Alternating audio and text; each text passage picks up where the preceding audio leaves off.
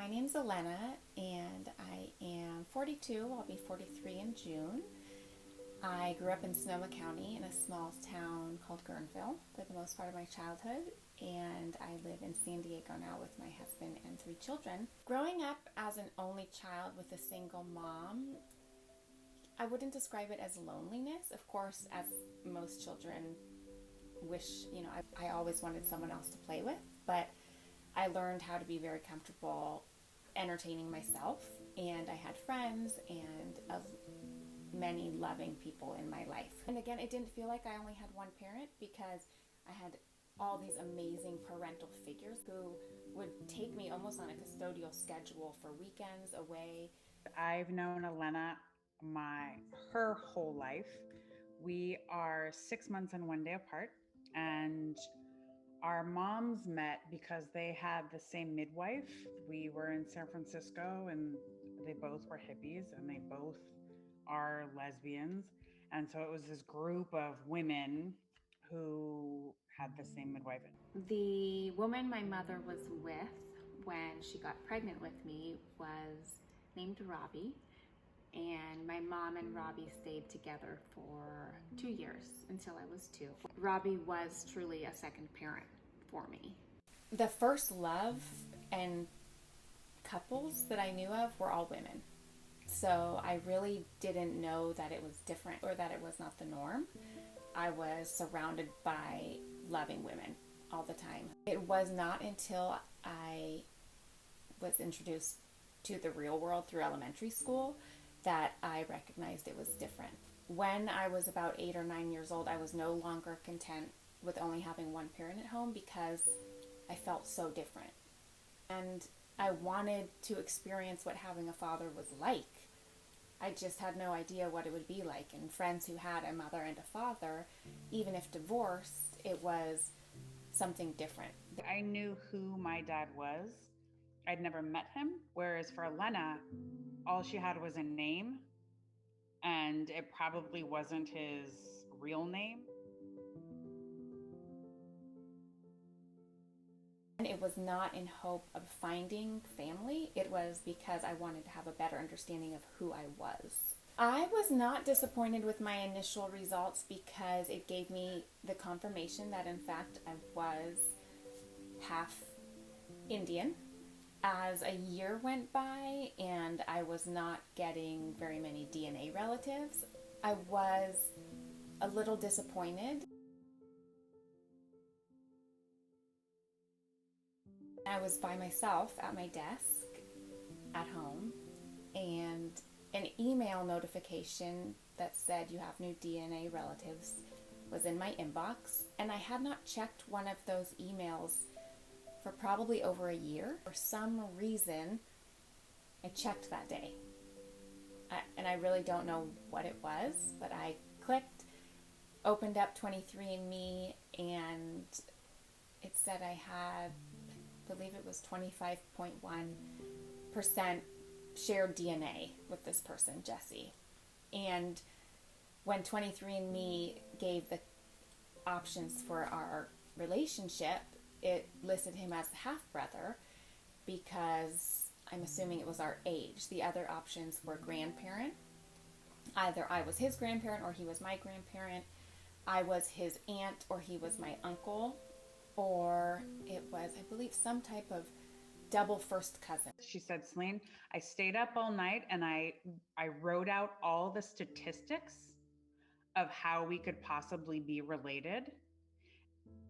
And I'm like, okay, wouldn't even know how to like statistically format any of that, but you somehow like went online, Googled, and figured it out.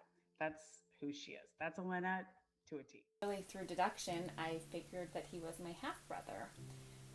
And I ran into the other room and told my husband because it was the largest, most significant connection in 5 years. After figuring out the name of this person, of Jesse, we were able to locate him on Instagram. And there was a picture as I scrolled through that I immediately recognized. Not so much the man in the picture, but I saw myself in someone for the first time in my entire life. And I knew that must be my father. It was so clear. And so I took a screenshot and sent that to my mother, and she immediately confirmed within probably 5 seconds that yes, that is your father. I just cried. I was in the car in the Costco parking lot, and it was amazing. I mean, 42 years, and I finally saw a picture of my father. And I had wondered since I could remember, since I was 8 years old, wondered who he was.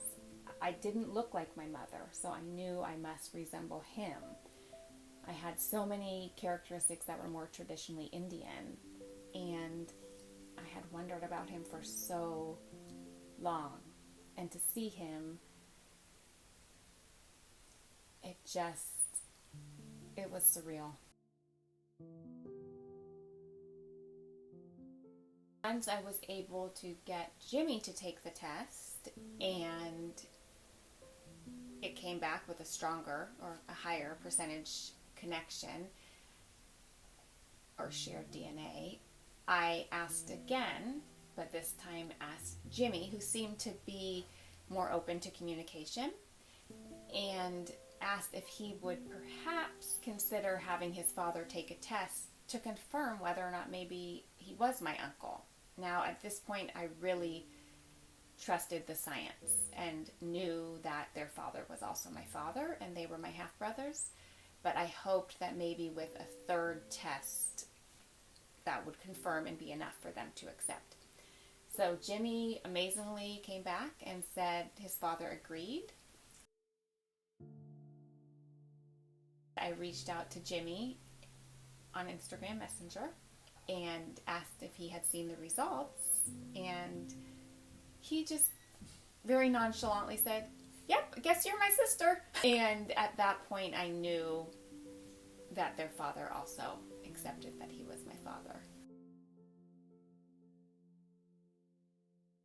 My phone rang with an unidentified number, but the area code was 707, which is what I grew up with. And when I answered, it was my father's wife. And she had the kindest, most loving voice. And it wasn't her voice as much, but through the phone, I could hear palpable kindness and love in a way I've never experienced before. And she shared that he had always wanted a princess, and his wife shared that she said, "Well, now you have your princess." And for me, that really showed that they were open to having me in their life. I knew I was going to Northern California and thought that maybe it would be an opportunity for me to meet my father and his family. I sent a text to my father's wife because we had been in contact since Christmas, and I asked, was there any chance? No pressure. If not, that would be fine. And she said she would speak to my father, and then came back and said, yes, he's very excited.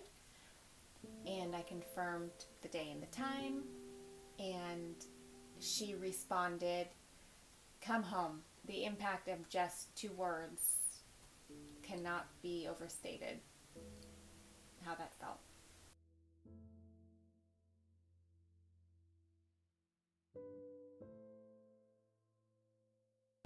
After almost 43 years, I am 8 minutes and just about 2 miles away from meeting my father for the very first time.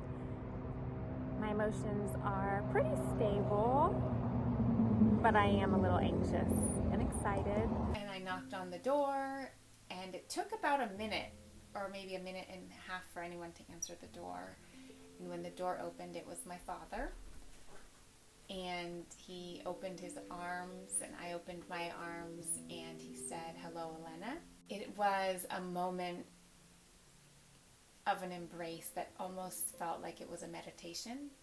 because I was so present in the moment and in the hug and what was happening, that I was hugging this man that I had wondered about for 42 years.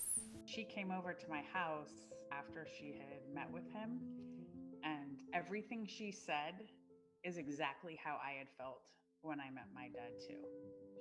It was this like healing process, and you feel like a hole has been healed in your heart.